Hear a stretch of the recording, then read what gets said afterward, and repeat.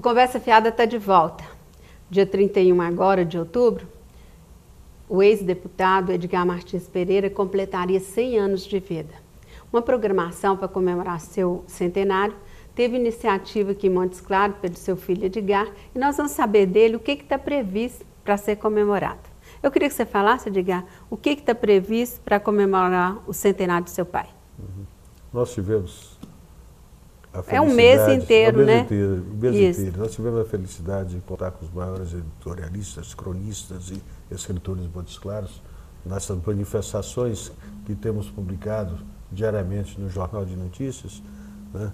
No dia haverá uma reunião especial da Câmara Municipal e posteriormente um coquetel que será feita no Automóvel Clube e nos honrará muita presença do governador em exercício, né, Alberto Pinto Coelho, do presidente da Assembleia Legislativa de Minas Gerais, Pinheiro Diniz, do secretário de governo e dos vários deputados da região, como também prefeitos de cidades que pai morou, que pai teve comércio, que fazem questão de estar presente nessa data para homenagear e relembrar a sua memória, que é muito importante isso. Eu acho que no Brasil há uma carência de culto a valores que expressivos da história da região, sobretudo pelos valores morais, que hoje estão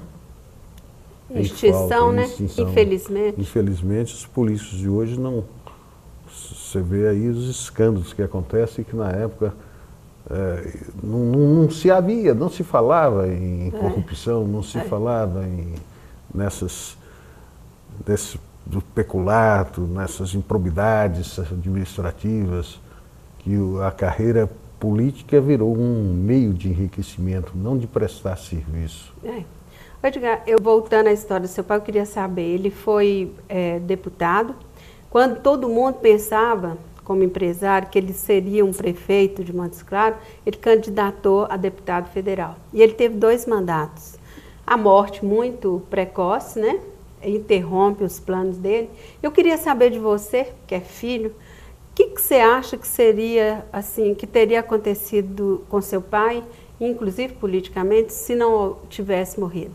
O que você acha que seria? Ele seria deputado mais 1 ou 2 vezes, que ele gostava. Papai morreu muito novo, com 61 anos. Hoje sou mais velho do que ele e não fiz 1/10 do que ele conseguiu na vida. Isso.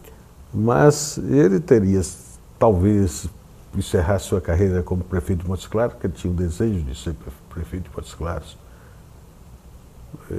onde ele era idolatrado, né? Agora, pai, quero ressaltar uma passagem política dele, de preocupação de regional, porque ele foi responsável, ele sozinho, quando quiseram expandir o polígono da Seca até Curvelo, ele segurou. Ele segurou e sozinho conseguiu defender e conseguiu mantê-lo como era. Porque imagina você, Montes Claros com um concorrente próximo a 150 quilômetros de Belo Horizonte, como é Curvelo, com estradas próximas, com a outra infraestrutura. Não ia sobrar nada para nós. Só isso justificaria a passagem dele pelo Congresso. Né? Outra coisa que eu queria te falar era a paixão dele pelo esporte. Eu queria que você falasse como foi a relação do seu pai com o IP, do coração dele. Como se leu na crônica do Cipião, o pai conseguiu fazer um time lá em Pedra da Avenida da Cruz naquela época, em 1920. Né?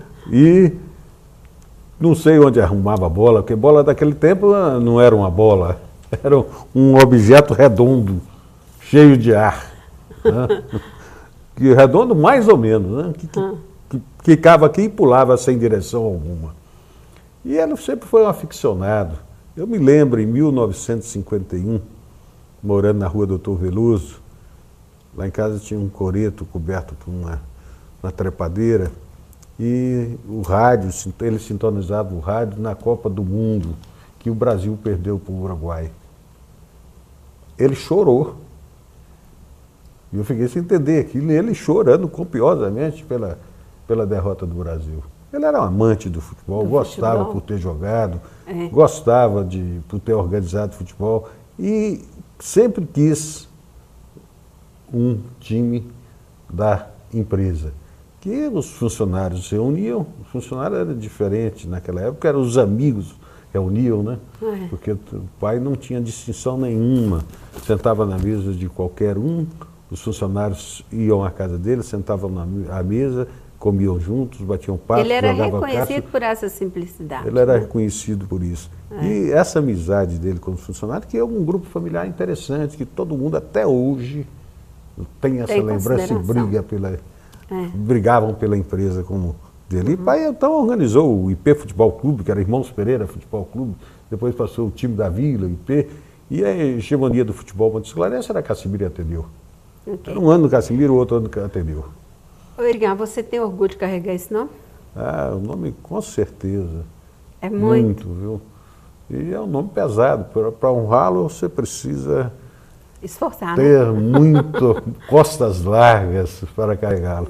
O que você acha que você herdou do seu pai? Eu queria ter herdado, eu dei muito pouco. Meu pai era de uma simpatia extraordinária, de uma capacidade de trabalho grande, essa eu em parte tenho, né? De uma vontade, de uma audácia, de enxergar o futuro, de realizações. O pai corria atrás de tudo, era um visionário. Um homem além do tempo dele, né? Além do tempo. Eu queria te agradecer, eu acho que o Canal 20 está muito feliz de estar participando do centenário, ainda que com a pequena expressão que é essa entrevista, tá? Mas eu queria te agradecer a presença aqui e falar desse nosso orgulho do Canal 20 de estar participando desse centenário também, viu? Feli, eu que agradeço e agradeço ao Canal 20 por essa oportunidade, porque é bom que isso aconteça, não com o pai, mas com os outros vultos de Montes Claros, para que a população possa conhecer. Tem tantas pessoas importantes, que foram importantes e deram tudo de si para a construção de Montes Claros, que mereciam ter também esse destaque. Ok. Nós vamos ficando por aqui e realmente é muito importante um centenário desse, para que a gente, uma comemoração dessa, para que a gente não perca referência. Esses homens foram muito importantes, ainda mais num momento desse tão histórico que a gente escolhe os nossos representantes, que eles mirem mais no exemplo dessas personalidades que já passaram por nossa história. Nós vamos ficando por aqui. Um grande abraço e até o nosso próximo programa.